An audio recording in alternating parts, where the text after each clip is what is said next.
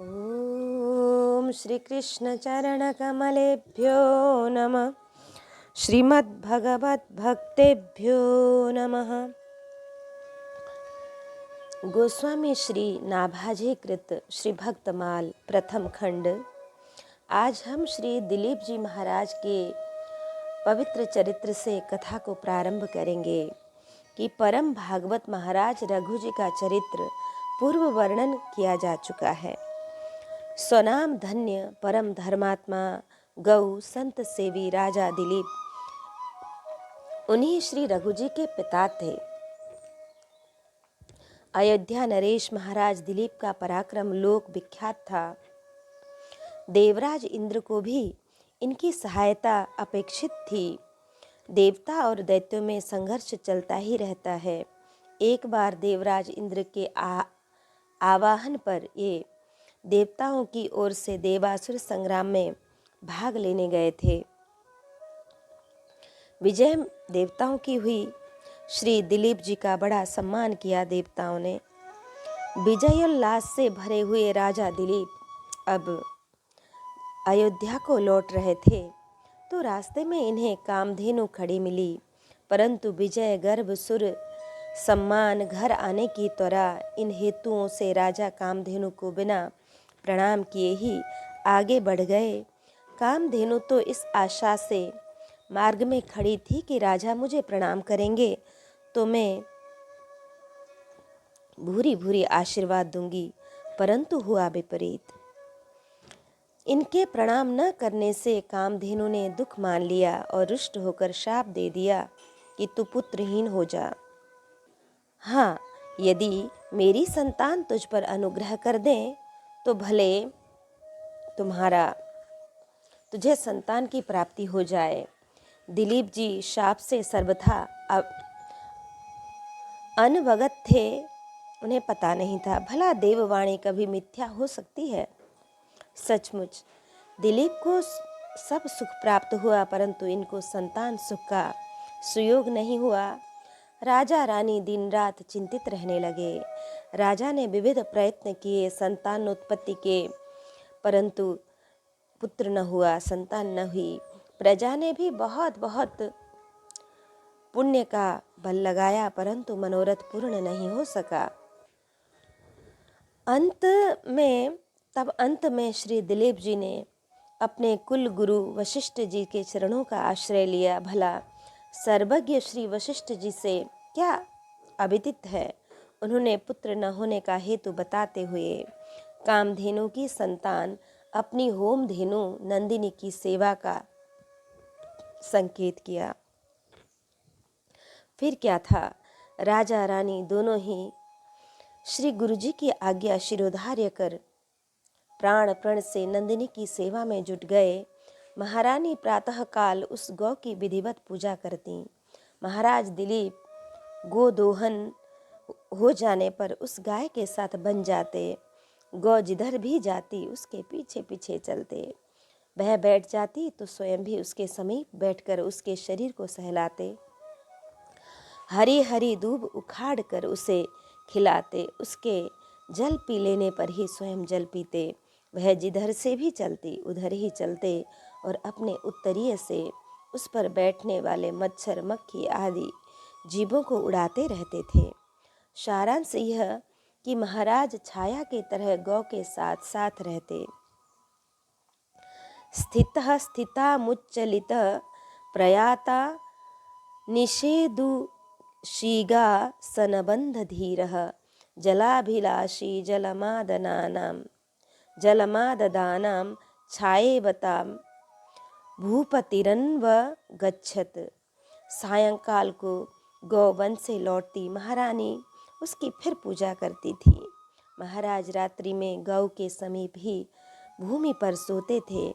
सेवा में सावधान राजा दिलीप को अत्यंत ही श्रद्धापूर्वक नंदिनी की सेवा करते हुए 1 महीना बीत गया। एक दिन वे गौ के पीछे पीछे जंगल में जा रहे थे। गौ एक बहुत बड़े सघन वन में घुस गई। महाराज उसके पीछे पीछे धनुष से लताओं को हटाते हुए वन में वे एक स्थान पर वृक्षों का सौंदर्य देखने खड़े हो गए और नंदिनी तृण चरती हुई दूर निकल गई। इस बात का उन्हें ध्यान नहीं रहा। तब तक उन्हें सहसा गौ का चित्कार सुनाई पड़ा। शब्द का अनुसंधान करते हुए दिलीप जी शीघ्रतापूर्वक उस ओर चले। कुछ दूर जाने पर उन्होंने देखा कि एक बलवान सिंह गौ को पंजे में दबाए उसके ऊपर बैठा है। गौ बड़ी कातर दृष्टि से इनकी ओर देख रही है। महाराज ने तरकत से बाण निकालकर उस सिंह को मारना चाहा, किंतु इनका भय हाथ वहाँ का जहाँ का तहाँ जड़वत रह गया। राजा बड़े विस्मित हुए। तब सिंह ने मनुष्य भाषा में कहा कि राजन, व्यर्थ उद्योग मत करो। मैं साधारण पशु नहीं हूँ। मैं भगवती पार्वती का कृपा पात्र हूँ और उन्होंने मुझे अपने हाथों से लगाए इस देहदारू वृक्ष की रक्षा के लिए नियुक्त किया है। जो पशु अपने आप यहाँ आ जाते हैं वे ही मेरे आहार होते हैं। श्री दिलीप जी ने कहा, मृगेंद्र, जगत के माता पिता भगवान शिव पार्वती के आप सेवक हैं। मैं आपको प्रणाम करता हूँ। आप अपनी क्षुधा निवृत्ति के लिए मुझे खा लें, परंतु मेरे गुरुदेव की इस गौ को छोड़ दें। सिंह ने आश्चर्य व्यक्त करते हुए कहा, आप युवा हैं, नरेश हैं और आपको सभी सुख भोग प्राप्त हैं। एक गौ के लिए इस प्रकार आपका देह त्याग उचित नहीं है। लगता है तुम में विचार करने की शक्ति बिल्कुल नहीं है। एकात पत्रम जगत प्रभुत्वम नवम वयः कांतमिदम वपुश्च अल्पस्य हेतुर्वहुहातुमिच्छन् विचार मूढ़ प्रतिभासी में त्वम। आप तो एक गौ के बदले अपने गुरु को लाखों गौएं देकर संतुष्ट कर सकते हैं, किंतु राजा अपने ध्येय पर अटल रहे और सिंह बोले कि आप मेरे शरीर पर कृपा करने के बदले मेरे धर्म की रक्षा करें। मेरी रक्षा में दी हुई गौ मेरे देखते मारी जाए तो भला ऐसा जीना किस काम का। आप मुझे सुख भोग के प्रलोभन के बदले कर्तव्य पालन की प्रेरणा दें। बहुत समझाने बुझाने पर भी जब राजा ने किसी प्रकार अपना आग्रह नहीं छोड़ा, तब सिंह गाय को छोड़कर दिलीप को ही खाने को तैयार हो गया। महाराज का तरकस से चिपका हुआ हाथ छूट गया। वे अपने शरीर से आयुधों को दूर कर सिंह के आगे पृथ्वी पर गिर पड़े, परंतु यह क्या कि सिंह के टूटने के बदले उनके शरीर पर आकाश से फूलों की वर्षा होने लगी। प्यार बरसाती हुई नंदिनी बोली कि वत्स उठो, तुम्हारी परीक्षा लेने के लिए मैंने ही अपनी माया से यह दृश्य उपस्थित किया था। पत्ते के दोने में मेरा दूध धू कर पी लो, इससे तुम्हें तेजस्वी पुत्र होगा। राजा ने कहा, देवी, आपका आशीर्वाद शिरोधार्य है, किंतु आपका बछड़ा जब तक न पी लेगा गुरुदेव के यज्ञ के लिए दूध न दुह लिया जाएगा और गुरुजी की आज्ञा न होगी, तब तक मैं दूध नहीं पी सकता हूँ। महाराज की इस धर्मनिष्ठा से नंदिनी बहुत प्रसन्न हुई। सायंकाल को आश्रम में पहुँचने पर श्री गुरुदेव की आज्ञा से दिलीप जी ने गौ का दूध पिया। नंदिनी के अनुग्रह एवं श्री वशिष्ठ जी की कृपा से श्री दिलीप जी के यहाँ समय पुत्र हुआ, जो जगत में श्री रघु के नाम से विख्यात हुआ। इन्हीं श्री रघु जी के नाम पर आगे चलकर इस वंश का नाम रघुवंश पड़ा था। श्री पुरु जी की कथा अब हम श्रवण करें कि ये पौरव वंश के प्रवर्तक आदि पुरुष थे। इनका गुरुजनों के प्रति बड़ा आदर भाव था। जिस समय इनके पिता राजा ययाति अपनी वृद्धावस्था के बदले पुत्रों से जवानी मांग रहे थे और सभी पुत्रों ने अस्वीकार कर दिया, तब राजा ने अपने सबसे छोटे पुत्र पुरु से कहा। उस समय पुरु ने गुरोराज्ञा गरीयसी का बड़ा सुंदर प्रतिपादन किया है। गुरर्वै पुण्यम स्वर्ग्य मायुष्करं नृणां गुरुप्रसादात् त्रैलोक्य मन्वशासच्छतक्रतुः गुरोरनुमतिं प्राप्य सर्वां कामानमाप्नुयात्। कि गुरुजनों की आज्ञा का पालन मनुष्य के लिए पुण्य, स्वर्ग तथा आयु प्रदान करने वाला है। गुरु के ही प्रसाद से इंद्र ने तीनों लोकों का शासन किया है। गुरु स्वरूप पिता की अनुमति प्राप्त करके मनुष्य संपूर्ण कामनाओं को प्राप्त कर लेता है।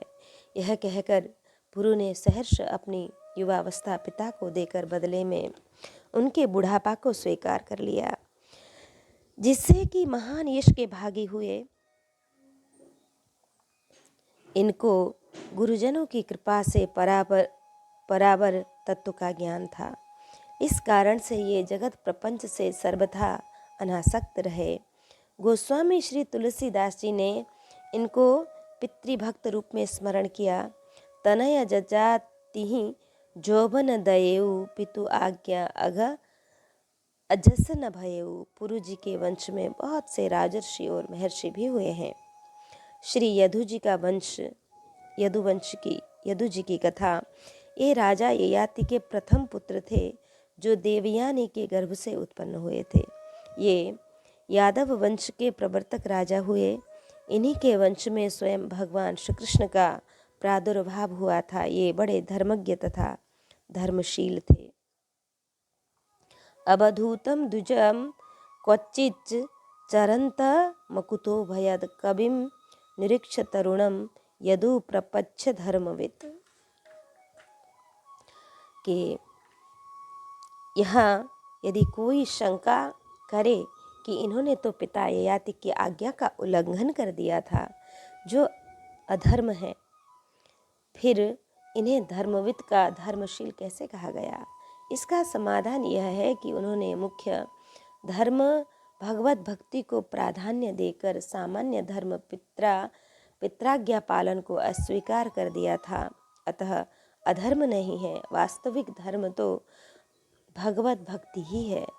धर्मो मद भक्ति कृत प्रोक्तो। और पिता की आज्ञा मानकर जरावस्था को स्वीकार करने से भगवत भजन में बाधा पड़ती। जरावस्था साधनोपयोगी नहीं कही गई है कि यावत् स्वस्थमिदं कलेवर गृहं यावच्च दूरे जरा यावच्चेन्द्रिय शक्तिरप्रतिहता यावच्छयो नायुषः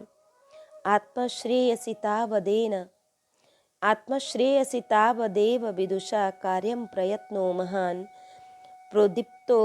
प्रोदीप्ते भवने च कूप खननम प्रत्युद्यमः कीदृशः।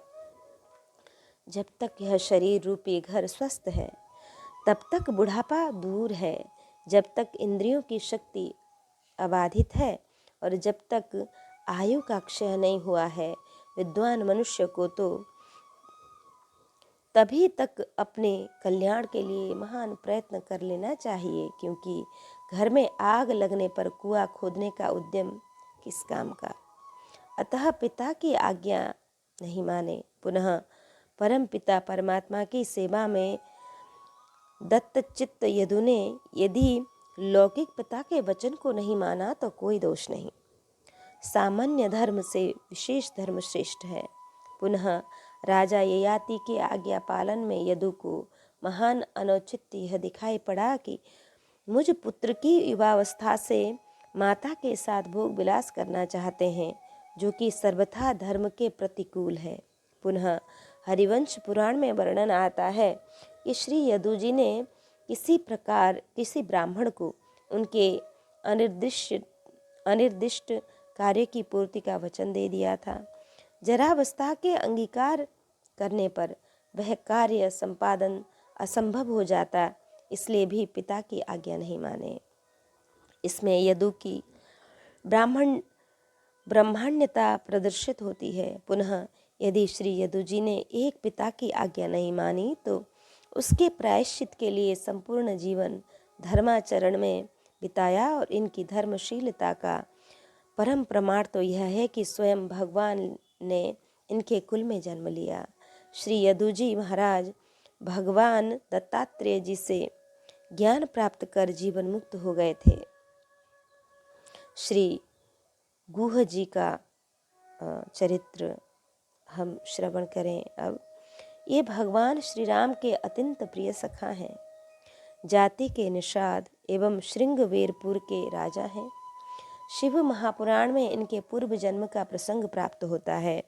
इस प्रकार है यह कथा कि एक जंगल में गुरुद्रुह नाम का एक भील रहता था। जीवों की हिंसा करना उसका सहज कर्म बन चुका था। इसी से वह परिवार का पालन पोषण करता था। महाशिवरात्रि का दिन था। वह प्रातः काल ही शिकार की टोह में घर से निकल पड़ा, परंतु दैव योग से उस दिन उसे कुछ नहीं मिला। संध्या हो गई। घर के लोग भूखे बाट देखते होंगे, अतः अवश्य में वो कुछ लेकर ही लौटना चाहिए। यह विचार कर एक भील एक जलाशय के समीप के बेल के वृक्ष पर चढ़ गया। उसके नीचे एक शिवलिंग था। रात्रि के प्रथम प्रहर में एक हरिणी जल के लिए वहाँ जलाशय पर आई। भील हर्षित होकर अपना धनुष बाण संभालने लगा। इसी में उसके शरीर के हिलने से कंधे पर लटकती हुई जल भरी तुम्बी से कुछ जल छलक कर श्री शिवलिंग पर जा पड़ा तथा धनुष बाण संचालन से बिल्व पत्र भी टूटकर शिवलिंग पर जा पड़ा। इस अचानक संपादित हुए सुकृत से उस भील का बहुत सा पाप तत्काल नष्ट हो गया। इतने में ही हरिणी की दृष्टि ब्याध पर गई। वह उसके अभिप्राय को समझकर बोली, ब्याध, मैं अपने बच्चे को अपनी बहन को अथवा स्वामी को सौंपकर अभी आती हूँ। मैं अपने बच्चे को अपनी बहन अथवा स्वामी को सौंप कर आती हूँ, फिर तुम मुझे मारकर अपनी उदर पूर्ति कर लेना। मैं शपथ पूर्वक कहती हूँ, मेरे वचनों का विश्वास करो। अकस्मात संपन्न निर्वाचन के पुण्य प्रभाव से ब्याध ने दया करके उस हरिणी को छोड़ दिया। थोड़ी देर बाद उसी हरिणी की बहन दूसरी हरिणी वहीं जल पी लेने के लिए आई। उसके बद का उद्योग करते हुए पुनः पूर्ववत जल और बिल्व दल शिवलिंग पर जा गिरा। इस हरिणी ने भी ब्याध से पहली हरिणी के समान ही वार्ता की। ब्याध ने इसे भी छोड़ दिया। इतने में एक हृष्ट पुष्ट हरिण जलाशय की ओर आता दिखाई पड़ा। पुनः उसके भी बद्धोद्योग में सहज शिवार्चना संपन्न हो गया। बद्धोद्योग मतलब बध करना चाहता था। उसी में सहज ही शिवजी का अर्चन पूरा हो गया। ब्याध का अभिप्राय समझकर हिरण ने भी यही निवेदन किया कि मैं अभी अभी अपने बच्चे को उसकी माता के हाथों में सौंप कर आता हूँ। ब्याध यद्यपि बहुत भूखा था, परिवार के लोग अत्यंत क्षुधार्त होकर इसके आने की बाट देख रहे थे, परंतु श्री शिवजी की कृपा से उसके समस्त पाप नष्ट हो गए थे। हृदय शुद्ध हो गया था। अरे भाई, शिवरात्रि के दिन उसने व्रत एवं शिवार्चन जो कर लिया था, फिर शिवजी भी तो आशुतोष और औढ़रदानी है। ब्याध ने दया परवश हो मृग को छोड़ दिया। निवास स्थान पर पहुंचने पर जब मृग और दोनों मृगियां मिली तो परस्पर विचार विमर्श कर उन्होंने यही निर्णय किया कि हम सब लोग मिलकर ब्याध के पास चलें, क्योंकि सबने सत्य की सौगंध खाई है। माता पिता को जाते देख बच्चे भी साथ लग गए। इस मृग समूह को देखकर ब्याध को बड़ा ही हर्ष हुआ और धनुष पर बाण संधान करने का उपक्रम करने लगा। पुनः जल और विल्वत दल शिवलिंग पर गिरे। उस ब्याध के पाप तो पहले के ही पूजन के प्रभाव से नष्ट हो गए थे। इस बार तो उसे दया के साथ विवेक भी प्राप्त हो गया। ब्याध को सहसा बड़ी ही आत्मग्लानि हुई कि ये पशु होकर भी कितने परमार्थनिष्ठ हैं, और मैं मनुष्य होकर भी परमार्थ की कौन कहे स्वार्थ से भी विमुख रहा। उचित रीति से मैं उदर पूर्ति में भी असमर्थ रहा। धन्य है ये मृग। और मेरे जीवन को बार बार धिक्कार है। इस प्रकार ज्ञान संपन्न होने पर व्याध ने अपने बाणों को रोक लिया और कहा, मृगश्रेष्ठों, तुम धन्य हो, तुम्हारा कल्याण हो, तुम जाओ। व्याध के ऐसा कहने पर भगवान शिवजी ने तत्काल प्रकट होकर अपने दिव्य स्वरूप का दर्शन कराया और प्रसन्न होकर सुदुर्लभा भक्ति का वरदान देकर बोले, व्याध, एक दिन निश्चय ही भगवान श्री राम तुम्हारे घर आवेंगे और तुम्हारे साथ मित्रता करेंगे। वे मृग भी शिवजी का दर्शन कर दिव्य रूप धारण कर शिवलोक को चले गए और वह भील भी कालांतर में श्रृंगेरपुर का राजा निषाद राज गुह हुआ, जिसकी श्री राम में अविचल प्रीति थी। तभी तो कहा गया है, शिव सेवा कर फल सुत होई, अविरल भक्ति परम पद होई। निषाद राज गुह और श्री राम जी के प्रथम मिलन की बड़ी मधुर कथा संत महानुभाव इस प्रकार वर्णन करते हैं कि निषाद राज के पिता से और चक्रवर्ती महाराज धीराज श्री दशरथ जी से बड़ी ही मित्रता थी। वे समय समय पर अयोध्या जी भी आया करते थे। जिस समय श्री दशरथ जी के यहाँ प्रभु का प्रादुर्भाव हुआ, उस समय वे अत्यंत वृद्ध हो चुके थे। लाला की बधाई लेकर वे तो स्वयं आए थे और चारों कुमारों का दर्शन कर परम सुख पाए थे, परंतु एक तो स्वयं जराग्रस्त थे, दूसरे बालक गुह नित्य अयोध्या के लिए मचलता रहता था। और जब से उसने श्री राम की शोभा का वर्णन सुना है, तब से तो वह विशेष उत्कंठित रहने लगा। श्री अयोध्या जाकर भ्राताओं सहित श्री राम जी का दर्शन करने के लिए आजकल करते करते 5 वर्ष बीत गए।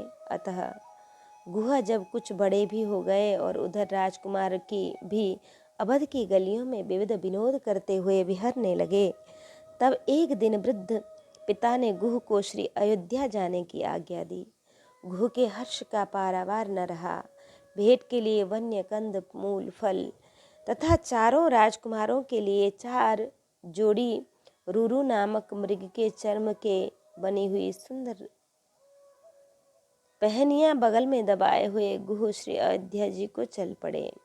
हृदय में अनेक मधुर भावनाओं को संजोए हुए पिताजी के द्वारा सुने हुए राजकुमारों की सौंदर्य माधुर्य का अनुचिंतन करते हुए गुह श्री अवध में आ पहुँचे।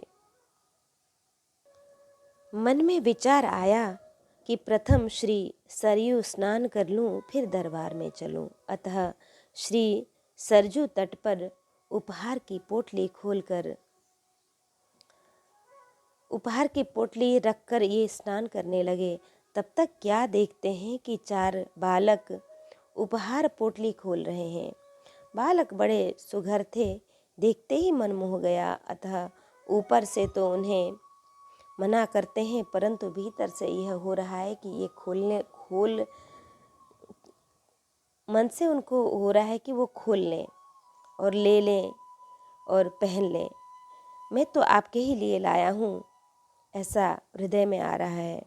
हुआ भी ऐसा ही। गुह मना करते ही रहे, बालकों ने पोटली खोल ली, पनहियाँ पहन ली और केले के फल लेकर खाते हुए सरजू तट पर बिहरने लगे। गुह नाराज भी हो रहे थे और प्रसन्न भी। स्नान कर कर बाहर निकले, वस्त्र बदल कर बालकों के समीप पहुँचे। कुछ रीझे से कुछ खीजे से पूछे, आप लोग किसके बालक हैं? आप लोगों को मालूम नहीं है, मैं यह उपहार चक्रवर्ती महाराज कुमारों के लिए लाया था। बालक मधुर मुस्कान पूर्वक बोल पड़े, ओहो, तब तो हमारे लिए ही था। गुह ने पूछा, तो क्या महाराज श्री दशरथ राजकुमार आप ही हैं? बालकों के उत्तर देने के पूर्व ही गुह का हृदय बोल पड़ा, गुह सचमुच महाराज श्री दशरथ राजकुमार यही हैं। तुम्हारे परमाधार्य प्रिय सखा यही है।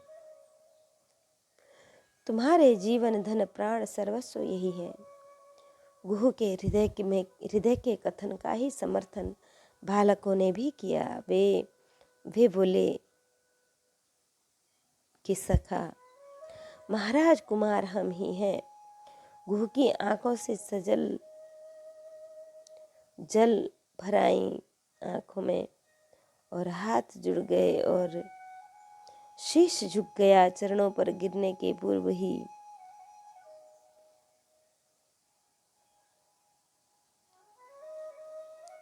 राजकुमारों ने हाथ में थाम लिया। श्री राम जी ने दाहिना हृदय श्री राम लक्ष्मण में दाहिना हाथ पकड़ लिया। श्री भरत शत्रुघ्न ने बायां हाथ पकड़ लिया और लिबा ले चले अपने मित्र को महल की ओर। गुह गदगद ही है। कृपा को विचार कर चक्रवर्ती जी चकित हैं। सख्य प्रेम को देखकर राजा ने पिता को प्रणाम किया। गुह ने भी साश्रु नयन पुलकित तन विह्वल वाणी से हाथ जोड़कर अभिनय किया, अभिवादन किया। श्री राम लला ने अपने नए सखा का परिचय दिया। श्री दशरथ जी ने जैसे अपने पुत्र को हृदय से लगाया, वैसे ही गुह को भी हृदय से लगा लिया। श्री दशरथ जी देख रहे हैं कि लाल बड़े प्रसन्न हैं अपने इस सखा से, और सखा ने भी तन मन प्राण न्यौछावर कर दिया है। लाल के ऊपर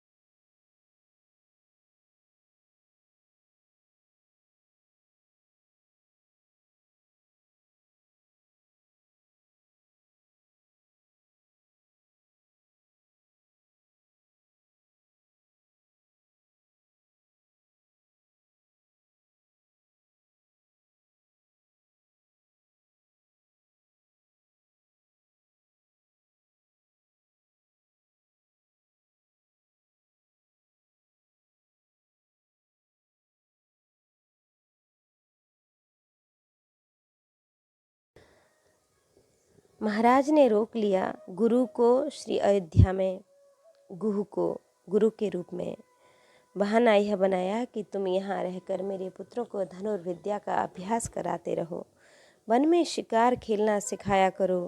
गुह के लिए तो मानो जन्म रंग जन पारस पावा। सत्योपाख्यान ग्रंथ में विस्तार से राजकुमारों का गुह के साथ वन क्रीड़ा का प्रसंग वर्णित है कि एक बार श्री राम लला ने अनुज और सखाओं से कहा कि आज वन में जो प्रथम शिकार सामने आएगा उस पर संधान में करूँगा। यदि दूसरा कोई वार करेगा तो मैं उसे पिताजी से कहकर दंड दिलवाऊंगा। सब लोग सजग हो गए। संयोग की बात, वन में पहुँचते ही एक सिंह सामने आ डटा और लोग जहाँ के तहाँ खड़े हो गए। श्री राम सरसंधान में विलंब कर रहे थे। सिंह ऊपर टूटने ही वाला था। अनुज एवं अन्य सखा श्री राम आज्ञा का पालन करते हुए अपने स्थान पर ही थे। गुह ने अपना कर्तव्य निश्चित कर लिया।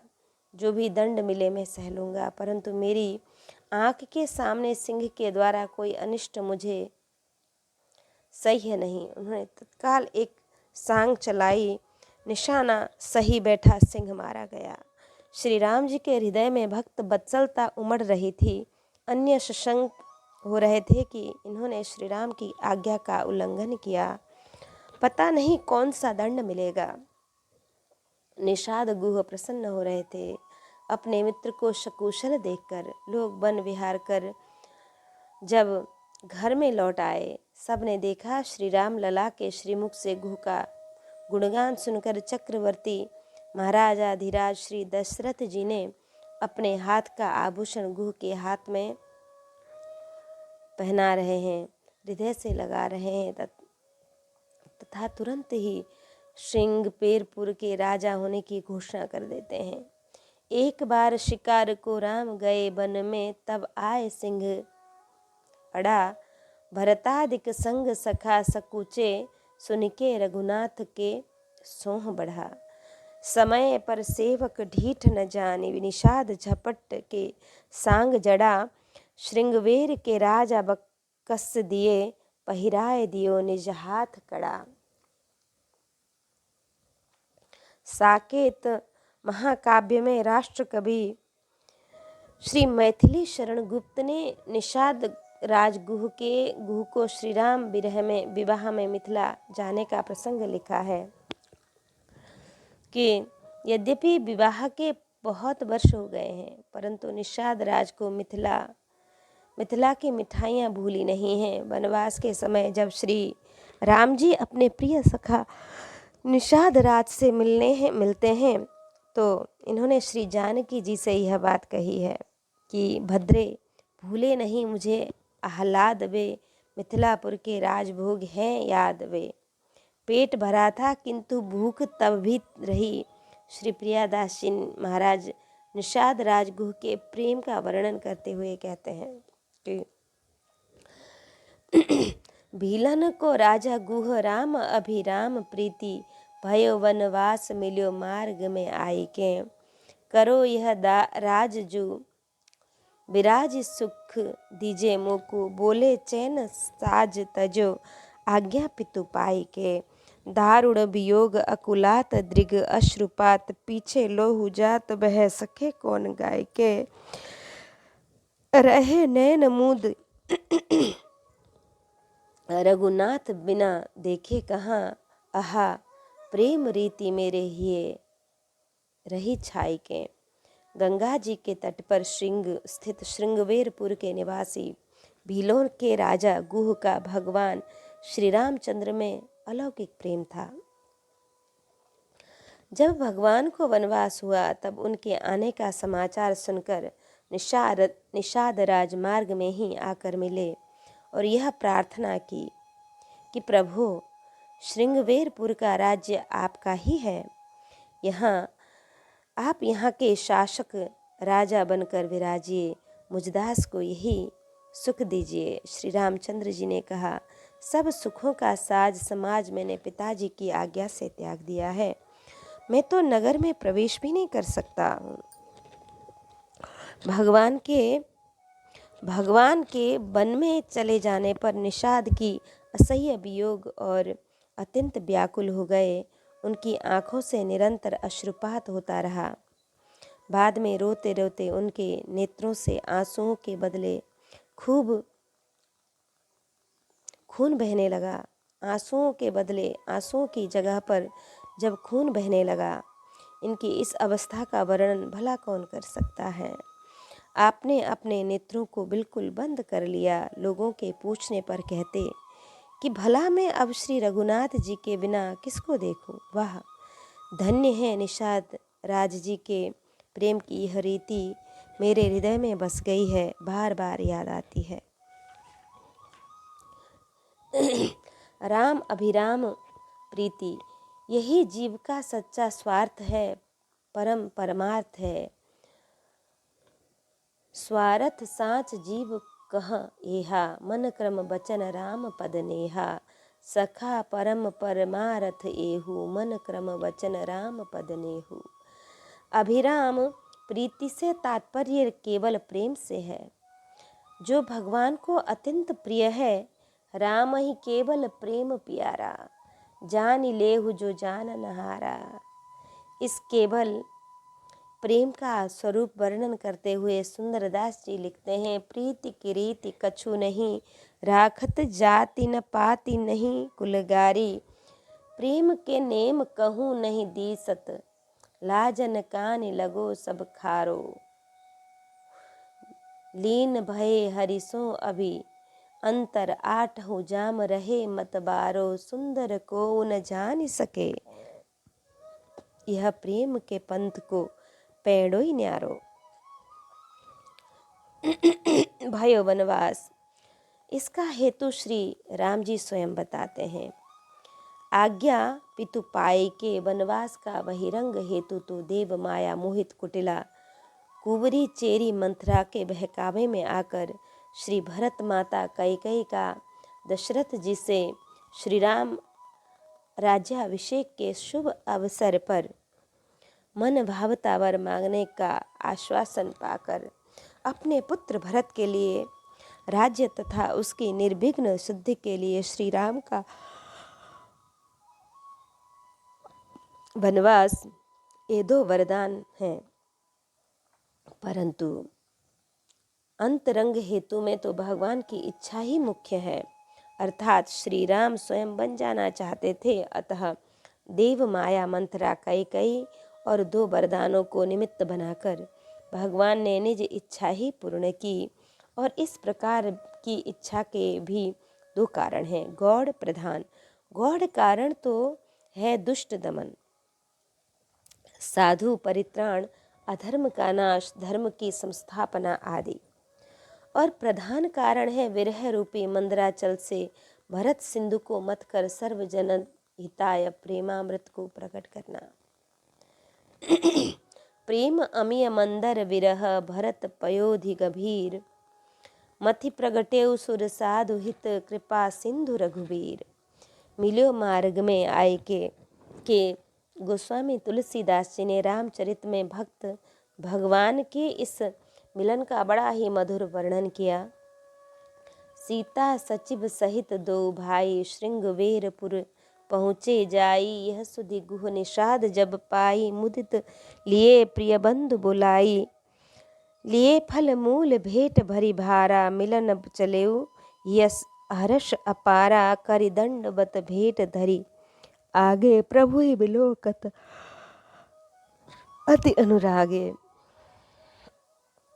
सहज स्नेह विवश रघुराई, पूछत कुशल निकट बैठाई। नाथ कुशल पद पंकज देखें, भयो भाग भाजन जन लेखें।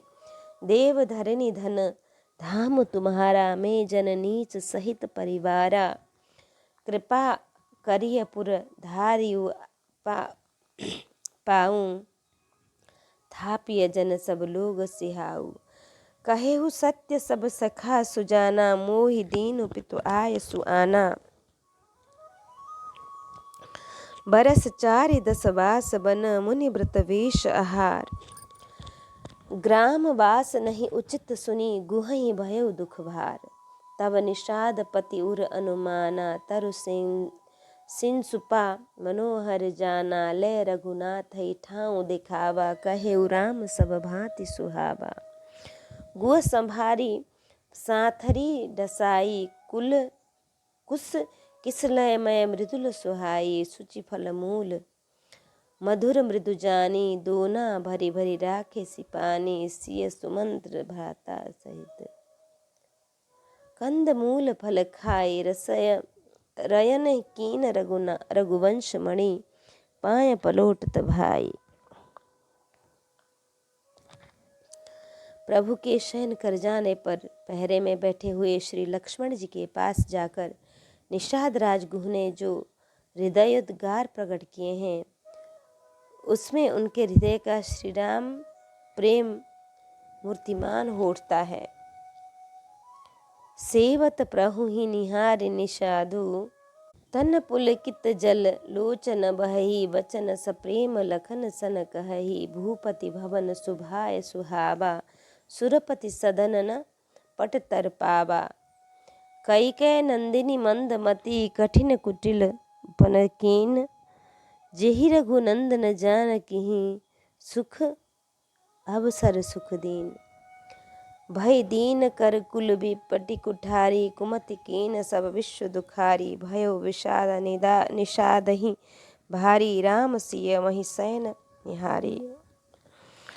परमाचार्य श्री लक्ष्मण जी ने निषाद राज के विषाद का समाधान किया। भैया, कर्म कांड की दृष्टि से काहू न को सुख दुख करदाता, निज कर कृत कर्म भोग सब भ्राता। ज्ञान कांड की दृष्टि से देखिए, सुनिए मुनिमन माही, मोह भूमूल परमारथ नाही। उपासना कांड की दृष्टि से देखें तो भगत भूमि भूसर सुरभि सुरहित, लाग कृपाल करत चलित। धरि मनुज तन सुनत मिटहि जग जाल, अतः सखा समुझि अस परिहरि मोहु। सिय रघुवीर चरण रति हो। वो चाहते हैं कि श्री रघुवीर के साथ श्री सीता जी के चरण कमल में मेरा अनुराग हो, मेरा प्रेम हो। प्रातः काल श्री राम ने मंत्री वर्य सुमंत को समझा बुझाकर विदा किया और स्वयं मुनि वेश धारण कर गंगा पार हुए।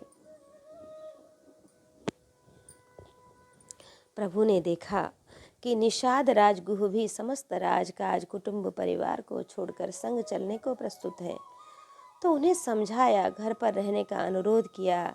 जब निषाद राज जी ने अत्यंत दीन होकर अधिक नहीं तो कम से कम 4 दिन तक सेवा का सौभाग्य मिलने की प्रार्थना की, तो प्रभु ने दयार्द होकर संग रहने की अनुमति दे दी।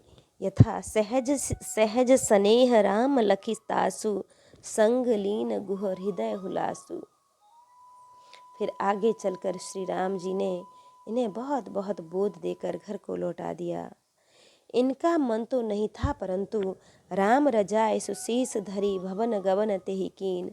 निषाद राज प्रभु के कहने से घर वापिस आ गए, परंतु नित्य प्रति स्वयं तथा स्वकीय जनों द्वारा प्रभु का कुशल समाचार लेते रहते थे और पत्र द्वारा श्री अयोध्या पहुंचाया करते थे। सुनी में सखी मंगल चाह सुहाई, शुभ पवित्र निषाद राज की, आज भरत पह आई। श्री भरत लाल जी का चतुरंगिनी सेना के साथ चित्रकूट पर गमन सुनकर श्री राम सखा श्री निषाद राज गुह सशंक हो उठते हैं। अपने वीरों को समुत्साहित करते हुए स्वयं प्राणों की बाजी लगाने को तैयार हो जाते हैं। यथा तजहु प्राण रघुनाथ निहोरे, दुहु हाथ मुद मोदक मोरे। करुणा निधान भगवान ने ही परिस्थिति को संभाला, नहीं तो न जाने क्या होता।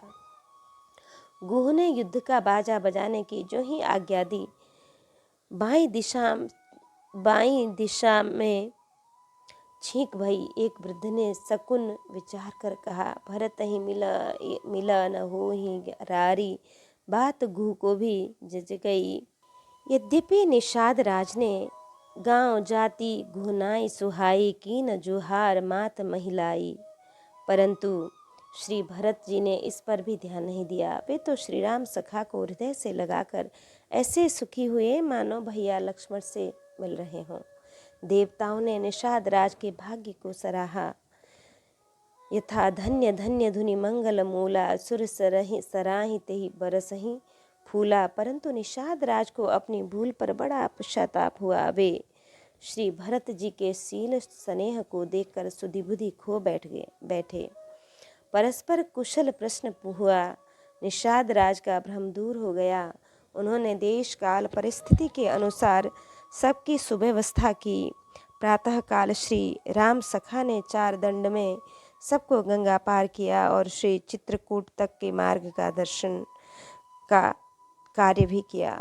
निषाद राज को प्रभु के निवास स्थान का पता था। जिस समय श्री चित्रकूट पहुंचाकर भरत जी श्री कामतानाथ कामतानाथ का दर्शन कर प्रेम विभोर होकर प्रभु की कुटी के संबंध में जिज्ञासा किए तो उस समय का वर्णन इस तथ्य को प्रमाणित करता है कि तब के बट ऊंचे चढ़ी धाई कहे उभरत सन भुजा उठाई नाथ देख अहीं बिटप विशाला पाकरी जम्बू रसाल तमाला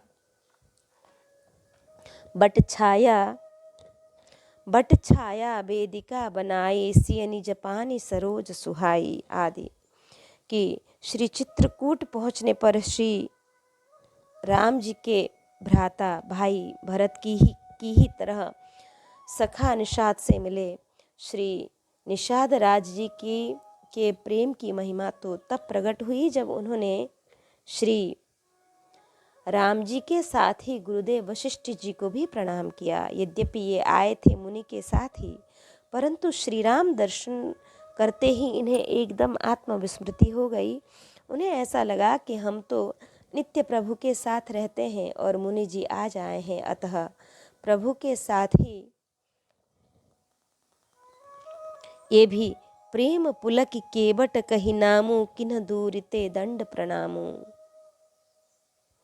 मुनिराज पहचान चुके थे अब राम सखा को, अतः राम सखा ऋषि परवश भेंटा जनु महि लूठत स्नेह समेटा। उस समय इनके भाग्य को देखकर देवता कहते हैं कि रघुपति भगति सुमंगल मूला नभ सराहि सुर बरस ही फूला।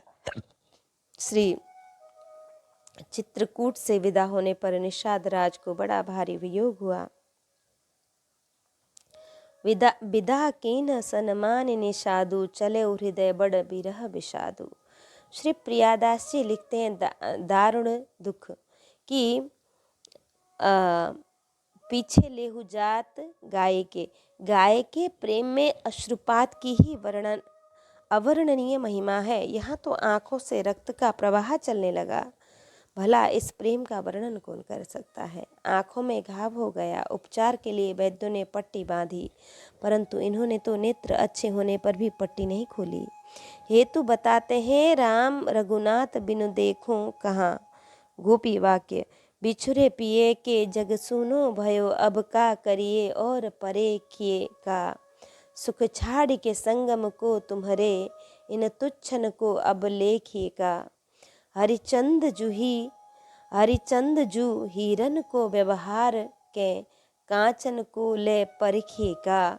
निज आँखिन सो तब रूप लख्यो उन आँखिन सो अब देखिए का।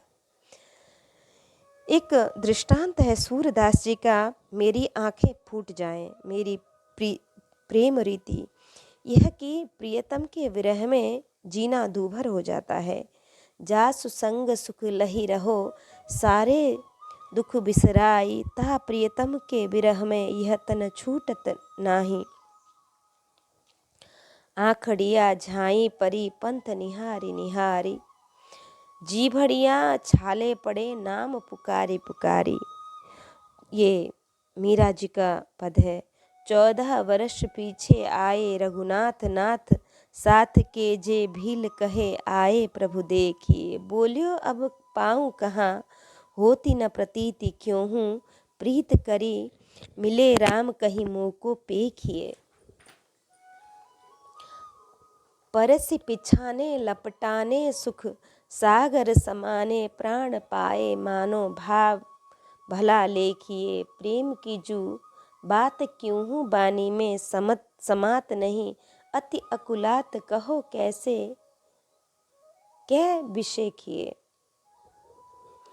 कि वनवास की लीला समाप्त करके 14 वर्षों के बाद पुष्पक विमान पर बैठकर जब श्री रघुनाथ जी आए, तब आपके साथी भीलों ने कहा कि प्रभु पधारे हैं, उनका दर्शन कीजिए। पर श्री निषाद राज जी को विश्वास नहीं हो रहा था। वे वियोग से व्याकुल होते हुए बोले, मैं फिर से श्री राम को पाऊं ऐसा मेरा भाग्य कहाँ।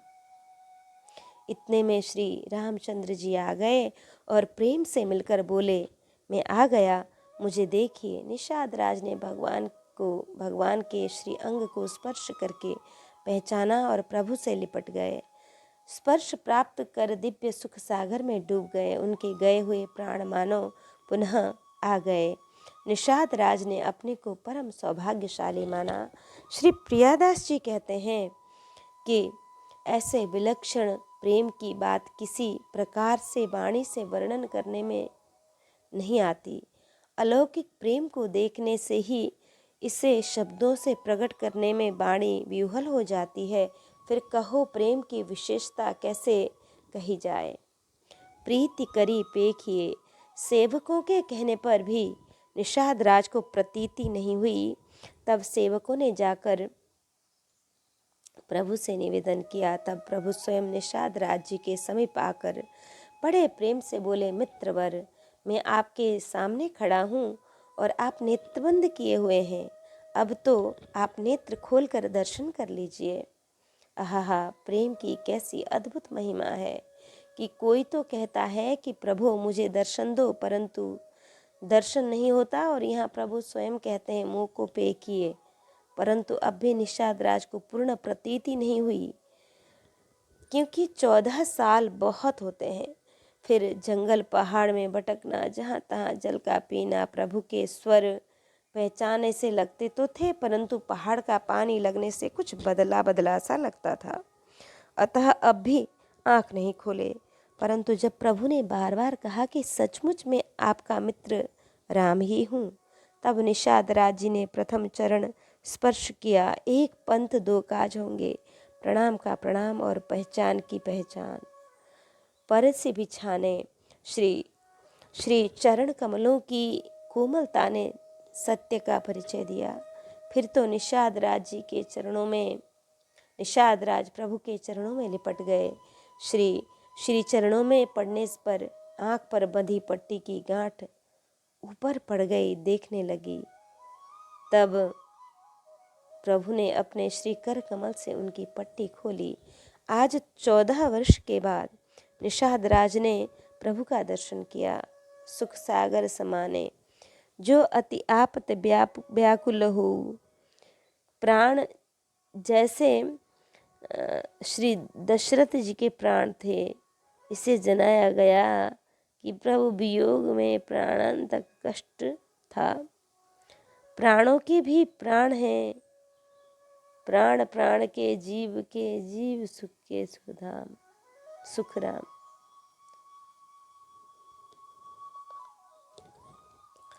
सौ प्राणस्य प्राणः नित्यो नित्यानाम चेतना चेतनानाम।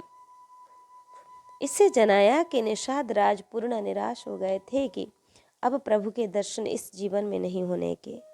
तभी तो कहते थे कि अब पाऊँ कहाँ, प्रभु के आने पर भी प्रतीति नहीं होती थी।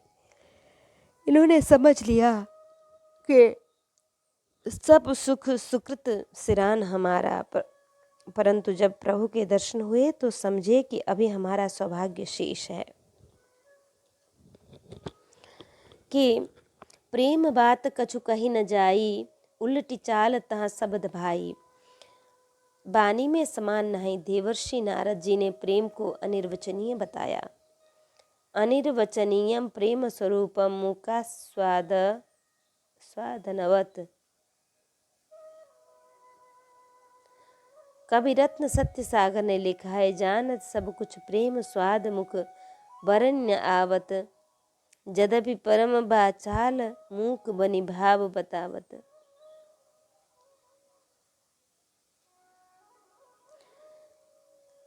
प्रेम प्रेम प्रेम सब को कहे, कठिन प्रेम की फांस। प्राण तरफ निकरे नहीं, केवल चलत उसास। प्रेम में व्याकुलता का बड़ा ही सरस चित्रण श्री भारतेंदु बाबू श्री हरिश्चंद्र ने लिखा कि व्याकुल ही तड़पो बिन प्रीतम को, तो नेक दया उरलाओ। प्यासे तजो तन रूप सुधा, बिन पानीय पीको पपीह पिलाओ। जिय में हौस कहूँ रही न जाए, न अहा हरिचंद्र को समझाओ। आवे न आवे प्यारे अरे को, हाल तो जाएगे मेरो सुनाओ। श्री निषाद राज जी की माता ने प्रभु का निमंत्रण किया, परंतु श्री प्रभु के भरत मिलन की चटपटी थी, अतः उन्हें कहे कि माता जी, अभी तो मुझे श्री अवध जाने की तरह है, क्योंकि बीते अवधि जाऊं जो जियत न पावों वीर। इस समय मुझे क्षमा करें, फिर कभी देखा जाएगा। संयोग की बात उस वृद्धा के मन का मनोरथ मन में रह गया। वह पुनः श्री राम को बुलाने की सोचती ही रही कि अचानक बैकुंठ पधार गई, परंतु भगवान का विरध है। राम सदा सेवक रुचि राखी, अतः यही वृद्धा श्री कृष्ण अवतार में फल बेचने वाली मालिन हुई। तब श्री कृष्ण रूप में इसकी अभिलाषा पूर्ण किए। अपनी चीर कामनाओं को संजोए हुए मालिन नित्य प्रति नंद पौरी पर फल ले लो की आवाज लगा जाती और यशोदा की गोद में लाला को निहार कर अपने नेत्रों को निहाल कर जाती। वह इस द्वार से निराश खाली हाथ कभी नहीं जाती। कभी मैया यशोदा तो कभी नंद बाबा अपने लाला के लिए फल लेते और मालिन उन्हें देकर अत्यंत हर्षित होती। परंतु एक अभिलाषा उसके हृदय को आनंदोलित करती रहती कि हे ईश्वर, किसी दिन कन्हैया मुझसे फल मांगता। उस भाग्यवश भगवान से कैसे रहा जाता। एक दिन मालिन ने आवाज लगाई, फल ले लो जी फल। लाल मचल पड़े, मैया यदि तू कहे तो आज मैं खरीद लाऊं। मैया ने हंसकर कहा, लाला पैसे भी पास में है कि वैसे ही खरीदेगा। श्री कृष्ण ने कहा कि माता, अपने बाल सुलभ स्वभाव से वे जेब में हाथ डाला तो उसमें एक भी पैसा नहीं था। कैसी अद्भुत अनंत कोटि ब्रह्मांड की ऐश्वर्याधिष्ठात्री जिनकी चरण सेविका है, उनके पास एक पैसा नहीं। वस्तुतः वह परमात्मा सर्वैश्वर्यवान होकर भी प्रेमियों का ऋणी है। अतः प्रेमियों के यहाँ तो बिना दाम के ही उनकी टहल हो जाती है, टहल बजाते हैं। माँ हंस गई। लाला ने तुरंत दूसरी तरकीब सोच ली। अन्न की ढेरी लगी है थी। माँ के देखते देखते अंजलि में अन्न भरकर फल खरीदने चले। यह कौन जा रहा है फल लेने? तो श्री सुखदेव जी कहते हैं कि ये यो सर्व फल प्रदः, अर्थात जो सबको सभी साधनों का फल देने वाला है। भगवान सबको फल देने वाले हैं, परंतु प्रेमियों से तो वह स्वयं प्रेम फल लेते हैं। नन्हे नन्हे हाथ, शिथिल अंजुलि, ठुमक ठुमक चाल। मालिन के पास पहुँचते पहुँचते सब धान्य गिर गया। 2-4 दाने ही अंगुली के गबों में अटके थे, वही ले जाकर मालिन की डाली में डाल जिसमें वह फल लाती थी। उसकी डलिया महादिव्य मणिरत्नों के आभूषणों से आपूरित हो गई। विश्वम्भर के लिए एक डलिया भर देना कौन बड़ी बात है। एक बात और बड़े महत्व की है कि यह मालिन ने फल दिया नहीं, सोचा भर है, संकल्प भर किया है और भगवान ने उसके फलदान का फल पहले ही प्रदान कर दिया। इसी प्रकार जीव जब कर्म करके भगवान को कर्म फल के समर्पण की बात सोचता है, तभी दयामय प्रभु कृपा करके उसे फल का भी फल प्रेम भक्ति प्रदान कर देते हैं। मालिन तो लाला के रूप में सुधा सागर में निमग्न हो गई और लाल खड़े हैं फल के प्रतीक्षा में। अरे भाई, मालिन को भी तो कम प्रतीक्षा नहीं करनी पड़ी थी। अब लाला को कहना पड़ रहा है, मालिन मुझे फल दे दो। 2-4 बार कहने पर उसे सुधी भई। लाला ने एक चतुर खरीदार की तरह पूछा, अरे तेरे फलों का क्या भाव है? इतना कहा था कि मालिन के हृदय में वात्सल्य सिंधु उमड़ पड़ा। उसने कहा, लाल, ये तो वात्सल्य भाव के फल हैं, इन्हें धन धान्य से नहीं खरीदा जा सकता। लाला ने कहा कि तो फिर कैसे दोगी? उसने अपने दोनों हाथ आगे बढ़ाते हुए कहा, लाल, इसके लिए तो तुमको मेरी गोद में बैठकर मुझे मैया कहना पड़ेगा। मालिन का मनोरथ पूर्ण करने के लिए लाला आज कृत संकल्प ही है। उसके यह कहते ही वह योगिंद्र मुनिंद्र दुर्लभ पादारविंद ब्रजेंद्र नंदन श्याम सुंदर मदन मोहन आनंद कंद श्री कृष्ण चंद्र चट से मालिन की गोद में बैठकर बोले, मैया मुझे फल दे दे। मालिन को भाव समाधि लग गई। उसे जो सुख मिला वह वाणी से वर्णन करने का विषय नहीं है, वो कर भी नहीं सकते हैं। श्री काकभूषुंडी जी कहते हैं, प्रभु बचनामृत सुनी न अघाऊं तनु पुलकित मन अति हर्षाऊं सो सुख जाने मन अरुकाना नहीं रसना नहीं जाई बखाना। जब मालिनी सावधान हुई तो बड़े प्यार से पूछा, लाल फल काहे में लोगे? हाथ भी तो तुम्हारे अत्यंत छोटे हैं। चतुर चूड़ामणि ने चट अपनी झिंगुली फैला दी मालिन के आगे। जय हो प्रेम देव की। ब्रह्मा शिवादि भी जिनके सामने झोली पसारते हैं, वही आज मालिन के सामने अपनी झिंगुली फैलाए खड़ा है। मालिन ने अच्छे अच्छे फलों से झिंगुली भर दी। लाल ने कहा, अरे तू बेर नहीं लाई है क्या? एक बात स्मरण में रखने की है कि लाल को फलों में बेर बड़े अच्छे लगते हैं। लाल को भावे गुड़गाड़ा और बेर। मालूम है लाला को बेर इतने अच्छे क्यों लगते हैं? अरे भाई, शबरी के यहाँ जो पाए थे तभी से इनको बेर का चस्का लग गया है। मालिन ने धन्य माना अपने बेरों को, जिनको प्रभु ने स्वयं मांग कर लिया। भक्त और भगवान दोनों पूर्ण काम हो, उन्होंने दोनों का ध्यान करते हुए अपनी अपनी राह लिए कि फलों को झिंगुली में भरे हुए लाल मैया यशोदा के पास पहुँचे। मैया ने बहुत से फल को देखकर पूछा, लाला तो अनाज तो थोड़ा ही ले गया, फिर इतने फल कैसे लाया? लाल ने कहा, अपनी तोतली वाणी से कहा कि मैया मुझे तो फलवाली ने यूं ही फल दे दिए। मैया ने कहा, क्यों रे कन्हैया, मैंने तो इतना जप तप किया, व्रत अनुष्ठान किया, तब मैया बन पाई, और उस मालिन को तो तूने 4 बेर पर ही मैया बना लिया। लाला ने कुछ नहीं कहा, केवल मुस्कुरा भर दिए। मुस्कुराने का हेतु यह था कि भला मैया को क्या मालूम कि इसका मेरे ऊपर कितना मूलधन और कितना ब्याज बढ़ा हुआ था। तब इसने मैया पद पाया है। श्री राम जब श्रृंगेरपुर से चले तो सखा निषाद राज को भी अपने पुष्पक विमान पर बैठाकर श्री अयोध्या जी के लिए लेवा लाए। श्री राम राज्याभिषेक महोत्सव संपन्न होने के कुछ दिन बाद सबकी विदाई हुई। प्रभु ने तो सबका ही बड़ा समादार किया, परंतु निषाद राज का विशेष।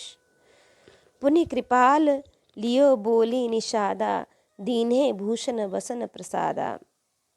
प्रभु ने निषाद राज को भरत समभ्राता कहकर सम्मान की पराकाष्ठा दिखाई, क्योंकि श्री भरतलाल से बढ़कर कोई श्री राम प्रेमी नहीं। भरत सरिस को राम स्नेही। जग जपु राम राम जपु जेही। श्री भक्तमाल जी के भक्ति सुधा स्वाद तिलक करता श्री रूपकला जी निषाद राज के संबंध में लिखते हैं कि जिस समय श्री राघवेंद्र सरकार श्री राम जी लंका विजय कर श्री भरद्वाज जी के आश्रम में पहुँचे और अपने श्रेष्ठ दूत श्री हनुमान जी को अयोध्या श्री भरतलाल जी को अपने शुभागमन की सूचना देने के लिए भेजा, तो मित्र वत्सल प्रभु ने अपने सखा निषाद को भी सूचित करने के लिए श्री हनुमान जी से कहा। संयोग की बात, जिस समय श्री हनुमान जी श्रृंगेरपुर पहुँचे उस समय द्रुमिल नामक राक्षस को, जो श्री अवध वासियों को कष्ट देने के लिए कटिबद्ध था, निषाद राज ने श्रृंगेरपुर में ही यह विचार कर रोक लिया था कि इसको श्री प्रभु की पूरी अयोध्या जाने से पहले ही बीच में ही यमद्वार दिखला दूं। फिर रोक लिया था। फिर तो अपनी 3 सहस्त्र धनुर्धरों को साथ लेकर 3 दिन से निषाद राज द्रुमिल से संग्राम कर रहे थे। उस समय तक निषाद राज द्रुमिल राक्षस की 7,000 सेना को मार चुके थे। अभी 3,000 राक्षस शेष थे। इधर निषाद राज भी थक चले थे। उसी समय श्री हनुमान जी वहां पहुंच गए और स्थिति को समझकर जोर से गर्जना किया, जिससे कि निषाद राज का बल संवर्धन हो कि श्री राम दूत पहुंच गया। श्री हनुमान जी की हाँक सुनते ही राक्षस अधमरे हो गए। केसरी किशोर ने उन्हें लांगुल में लपेटकर आकाश में चक्रवात मंडप में फेंक दिया। इधर निषाद राज ने द्रुमिल के साथ मल्ल युद्ध करके उसको पृथ्वी पर पटक कर उसकी छाती में शस्त्र चुभा दिया, जिससे उसका प्राणांत हो गया। इसके अनंतर दोनों श्री राम प्रेमी परस्पर मिले। तत्पश्चात निषाद राज ने स्वामी के आगमन का शुभ संदेश कहकर श्री हनुमान जी को श्री भरतलाल जी के समीप चले। तत्पश्चात निषाद राज से स्वामी के आगमन का शुभ संदेश देकर श्री हनुमान जी तो श्री भरतलाल जी के समीप पहुंच गए और निषाद राज जी श्री भरद्वाज आश्रम को प्रभु से मिलने के लिए प्रस्थान किए। इस प्रकार हमने श्रवण किया श्री दिलीप जी की कथा और श्री गुहा निषाद जी की कथा।